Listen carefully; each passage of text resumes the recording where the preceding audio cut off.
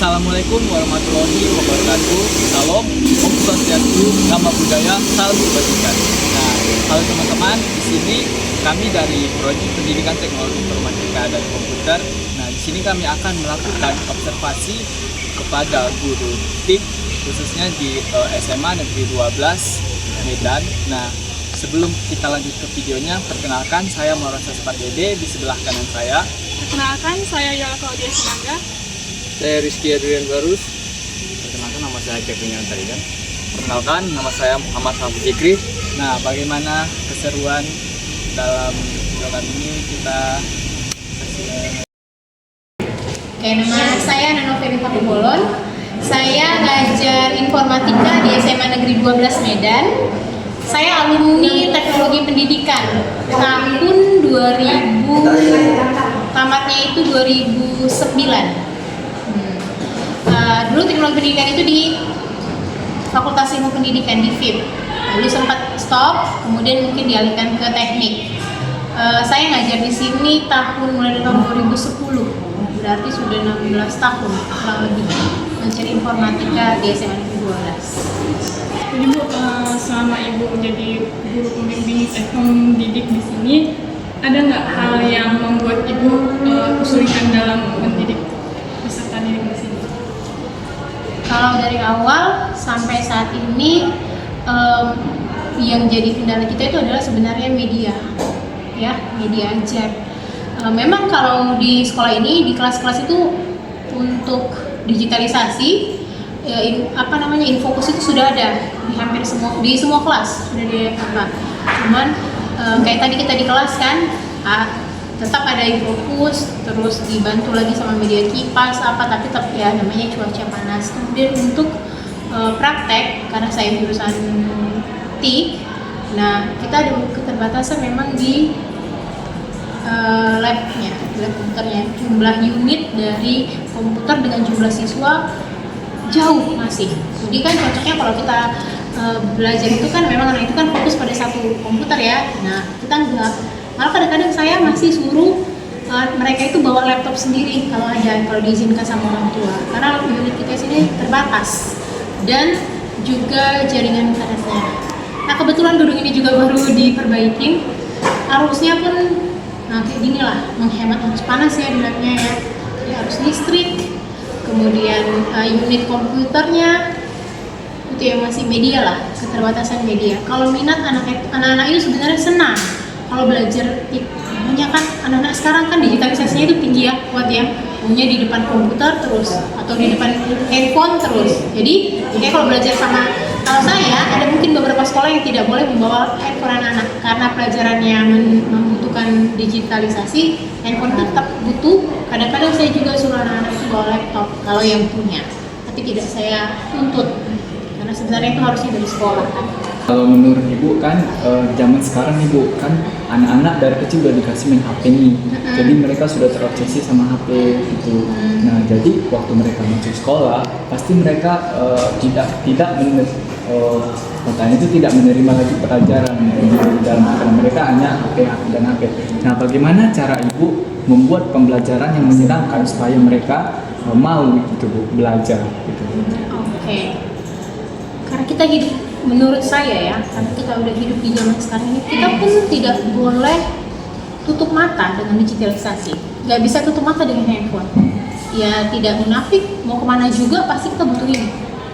Ya, apalagi untuk anak-anak. Jadi saya bukan berarti kalau anak-anak itu nggak boleh sama sekali, nggak bisa. Tetap ada. Tapi yang perlu adalah kontrol. Sekarang kan sudah banyak aplikasi untuk mengontrol. Kalau untuk anak kita pribadi, jadi di sini perlu kerjasama orang tua dan kerjasama gurunya juga. Kalau di sekolah, ya guru lah yang membatasi kapan mereka boleh megang handphone. Kayak di sekolah ini, anak-anak itu kan masuk jam 7 sampai jam 7.15 sampai jam 4 sore. Mereka tuh nggak dikasih pakai charger. Kenapa? Mereka nggak boleh ngecas. Kenapa alasannya? Karena kalau mereka ngecas berarti kan mereka gunakan handphone ini main game apa segala macam, makanya bisa lowbat. Seandainya digunakan memang untuk cari materi, untuk tugas, pasti nggak akan lowbat, kan? Nah, jadi cara menanggulanginya satu kayak di sekolah ini, mereka tidak diperbolehkan ngecas. Jadi fullkan handphonemu sampai jam berapa malam pun itu pasti akan tetap ada baterainya kalau yang di sekolah ini. Nah kalau misalnya di rumah untuk orang tua itulah perlu kerjasama juga saya bilang. Sekarang sudah banyak, selain secara manual kita membatasi anak-anak kita cukup ya 15 menit gitu kita bilang kan. Terus ada juga sekarang aplikasi-aplikasi kan dari Google pun bisa kita batasi anak-anak itu nontonnya apa, kemudian handphonenya ketika mereka mau main game, ketika mereka baca novel, paketnya pun bisa kita stop di, kan sudah banyak aplikasi-aplikasi sekarang. Jadi penanggulangannya itu nggak bisa gurunya aja, menurut saya harus juga orang tuanya gitu. Jadi kalau di sekolah ini ya itu tadi caranya itu ada juga beberapa guru yang ketika belajar handphonenya diletakkan, dikumpul di atas meja. Sampai misal 2 les atau 3 les, kalau mereka butuh dikembalikan, nggak butuh dikembalikan lagi ke atas meja gurunya, baru dikembalikan lagi setelah selesai pelajaran. Jadi banyak cara sebenarnya. Sekarang tergantung niat kita sih, kita sebagai orang tua, kita sebagai guru juga. Nah yang tadi lagi ya untuk pembelajaran supaya menarik. Nah bisa kan dari kita buat game dari handphone juga kan, bisa juga kan. Terus kayak tadi ya tugas kan saya suruh juga tadi mereka uploadnya ke media sosial. Nah, jadi mereka juga gak jenuh mengerjakan tugas itu. Saya suruh upload media sosial supaya apa? Mereka pertama niat mengerjakan itu, jadi benar-benar bagus dia. Kenapa? Karena bukan dia aja yang ngelihat, bukan saya aja yang ngelihat, bukan cuma saya yang melihat, seluruh Indonesia yang bisa mengakses media sosialnya pun bisa melihat. Jadi dia pun sambil belajar bisa sambil lihat media sosialnya, sambil bersosialisasi juga dengan orang-orang. Itu tadi satu lagi cara mengakalinya. Terus selanjutnya Bu, kan banyak nih anak-anak sekarang yang terobsesi jadi seorang gamers, seorang pro player seperti Bu. Nah, jika ada anak Bu yang dia mempunyai skill di atas rata-rata dalam dunia game dan pro player, nah Ibu sebagai guru TIK, apakah Ibu mendukung apakah Ibu mendukung hobi anak-anak itu kan di dunia sekarang teknologi Bu. Nah, apakah itu mendukung atau justru mengarahkan mereka fokus untuk ke kurikulum sekolah seperti ini? Saya nggak mau membatasi. Kalau kadang-kadang pun kalau misalnya di sini mereka sudah selesai, asal selesai materinya, karena saya kasih materi pasti saya kasih latihan. Saya bilang siapa yang sudah selesai boleh bebas di situ, mereka mau foto, mau main game nggak apa-apa. Jadi dulu di sini ada beberapa anak yang sekarang kan sudah ada ya Olimpiade Mobile Legends ya. Ada anak-anak kita yang ikut dan kami tidak pernah membatasi, kami kasih izin asal sudah ada izin orang tua. Nah jadi biasanya orang tua yang lapor, Bu kami izin anak kami begini mau ikut lomba tahun berapa saya lupa, 2 tahun yang lalu pun ada itu, masih ada itu. Kami kasih akses, kami izinkan kalau mau di sini, tapi biasanya mereka sudah ada tempatnya itu ya. Nah, jadi kalau untuk mau ikut mereka jadi gamers atau apa boleh, tapi selesaikan dulu tugas tanggung jawabmu. Setelah selesai dan jangan pula lebih fokus ke sana karena mereka masih sebagai siswa. Tapi kalau mereka sudah bekerja dan memilih itu pekerjaannya, ya silahkan saja, nggak ada masalah selama orang tua juga mengizinkan. Tapi kalau di sekolah ini tidak pernah membatasi. Yang penting tugas tanggung jawabnya sebagai siswa di sini selesai dikerjakan bagus-bagus, jangan pula itu jadi penghalang. Contoh mereka main game nih, sampai malam, besoknya nggak datang. Nah itu yang nggak enak kan. Nah jadi diarahkan boleh ikut, kita dukung, kita kasih surat karena mereka biasanya kalau begitu pasti mereka minta izin, pulangnya cepet kan. Jadi kita kasih izin, mereka tetap hadir, kita hitung gitu dan membawa nama baik sekolah ini. Jadi kalau di sekolah ini ada anak-anak yang lomba, mau lomba itu akademik, non akademik, lomba apapun itu mereka berprestasi, kita panggil itu setiap hari Senin, dipanggil di tengah-tengah lapangan. Jadi satu sisi dia bangga, yang kedua bisa jadi contoh buat yang lainnya. Mau itu game, mau dia kompetisi game, mau kompetisi yang non akademik, berenang tari-tarian, band, semua didukung. Nah sekarang kan di dunia digital ini kan udah sangat canggih. Sekarang kan ada yang namanya AI. Nah AI ini yang bisa mengerjakan tugas apa aja dalam hitungan detik. Tapi di satu sisi point of view keberadaan AI ini bisa bikin kita malas berproses dan mikir sendiri. Ibu sebagai guru melihat AI ini sebagai alat bantu atau justru ancaman yang bikin guru itu makin sulit menilai kemampuan asli si murid? pandangan ini? Pada dasarnya semua aplikasi pasti punya plus minus, ya. Kalau digunakan tepat, dia jadi plus. Kalau digunakan salah, dia jadi minus. Kalau saya, ini kan aplikasi, siapa yang ciptakan manusia? Berarti kan ada orang pintar di balik ini kan. Jadi sebenarnya itu salah satu bukti bahwa masyarakat ini, manusia ini punya kepintaran sampai bisa menciptakan. Kalau dulu kita yang menciptakan itu hanya kekuatan Tuhan ya. Sekarang manusia itu sudah menciptakan, berarti itu kan salah satu bukti dari kemampuan dia. Kalau saya pribadi, saya setuju ada itu. Yang penting kita yang khusus ke anak-anak ya, mengingatkan. Contoh kayak tugas, jangan copy paste dari AI. Karena biasanya dari AI itu kan jawabannya sama, ya kan? Langsung kelihatan itu dari AI jawaban itu.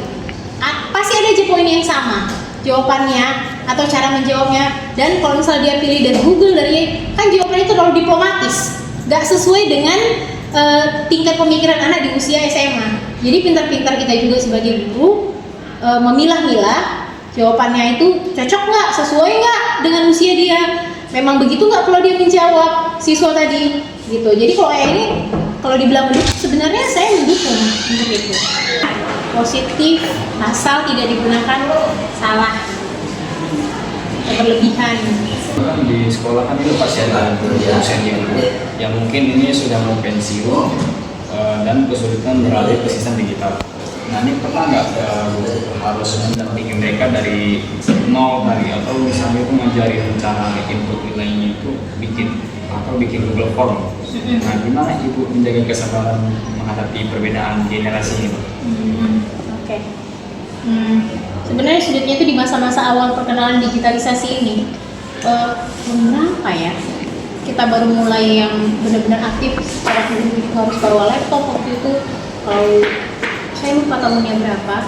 Jadi waktu itu di awal-awal itu yang sulit. Memperkenalkan kurikulum baru. Waktu itu kurikulum merdeka. Nah di situ kan digitalisasi kan dijunjung ya. Nah itu yang sebenarnya agak sulit karena waktu itu memang ada kayak sosialisasi pelatihan sampai berapa kali pakai tahap. Nah di situ yang tapi untungnya kita difasilitasi sama kepala sekolah. Kita buatnya itu di dalam kantor, dibuat beberapa tahap, beberapa proses. Jadi nggak langsung seminggu itu betul terus. Jadi semua guru-guru itu disatukan, mau dia pintar atau tidak. Jadi ketika kita di kantor itu, nah disitulah dijelaskan sama guru-guru itu cara penggunaan laptopnya, biasanya kita gunakan untuk apa. Selain sumber materinya dari sesama guru di sini, juga datang dari luar waktu itu karena pas perkenalan kurikulum. Jadi datang juga dari dinas, dari Capdis, dari apa lain, dari sekolah lain. Nah pertukaran guru ada itu datang dari sekolah lain ke sini.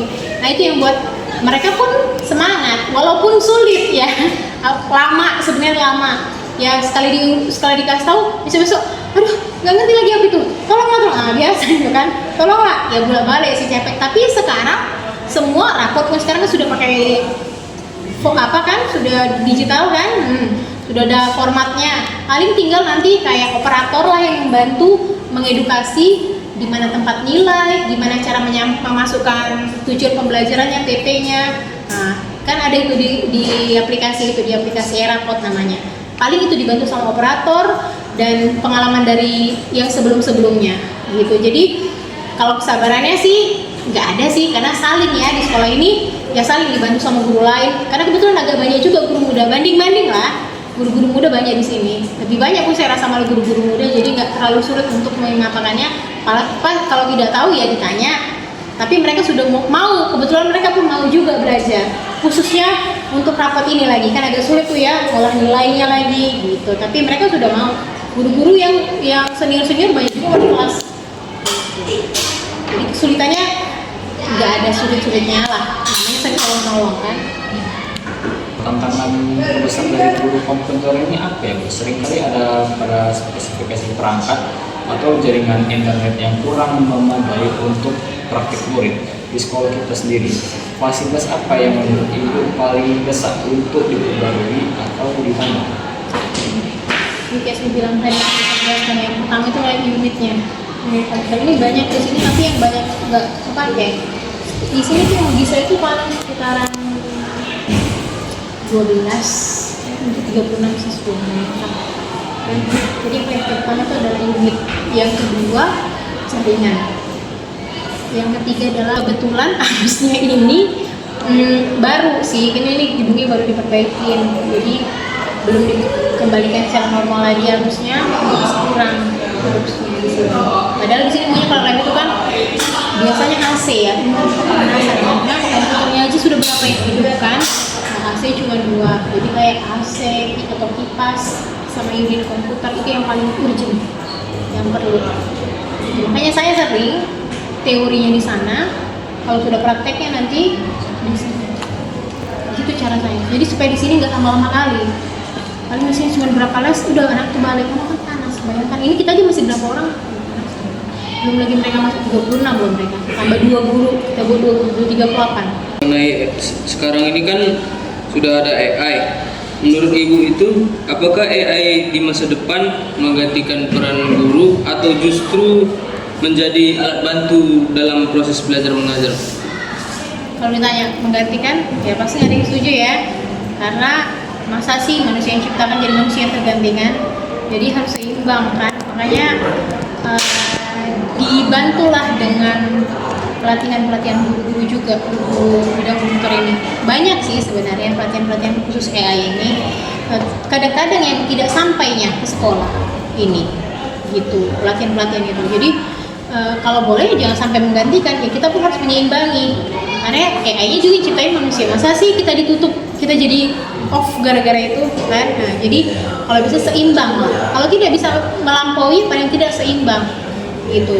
Memang yang dibutuhkan mungkin ya guru ada keterbatasannya. AI mungkin dia bisa mencakup banyak lingkup kemampuan.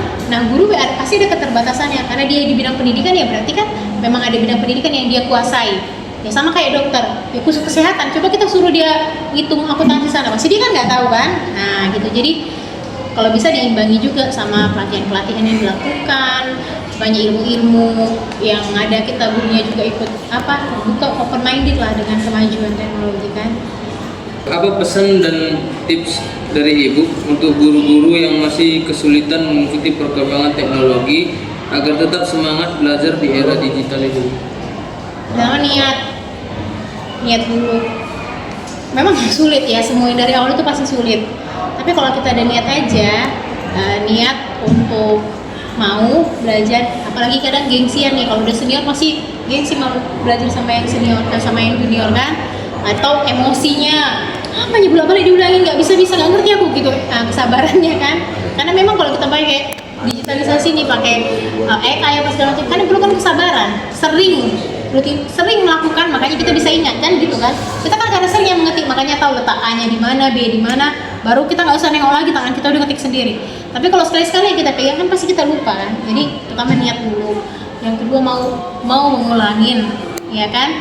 Terus yang ketiga adalah ikutin aja pelatihan-pelatihan, mau online, mau ketemu langsung, pelatihan-pelatihan di bidang digitalisasi ini. Kalau ada ikutin semua, karena ya digitalisasi ini nggak mungkin mundur, pasti akan maju. Kayak beli komputer juga kan, kita beli komputer apa pernah Windowsnya mundur? Enggak. Windowsnya maju terus, padahal kadang-kadang enggaknya ada perbedaan. Yang perbedaan itu paling letak. Tadinya tampilannya begini jadi begini, sebenarnya sama, tapi Windows itu selalu maju, ya kan, tipenya selalu maju, padahal hampir sama. Paling bedanya di warna, bedanya di lebar, bedanya di memori, besar memori, itu aja kan, tapi ada perbedaan. Jadi harus up to date. Kalau ada pelatihan ikutin, gitu juga kalian juga gitu. Terus bahasa lagi salah satu kan, kalau kita belajar dengan komputer ini, coba saya tanya bahasanya apa? Inggrisnya, ya kan? Jadi satu bahasa juga itu harus kita pelajarin. Karena kalau kita belajar informatika ini kan, bahasa komputer itu kan semua bahasa Inggris, jangan kan bahasa Inggris, bahasa programnya bang ya pun harus dipelajari kan. Ada kan pelajaran ini? Bahasa program aja harus dipelajari.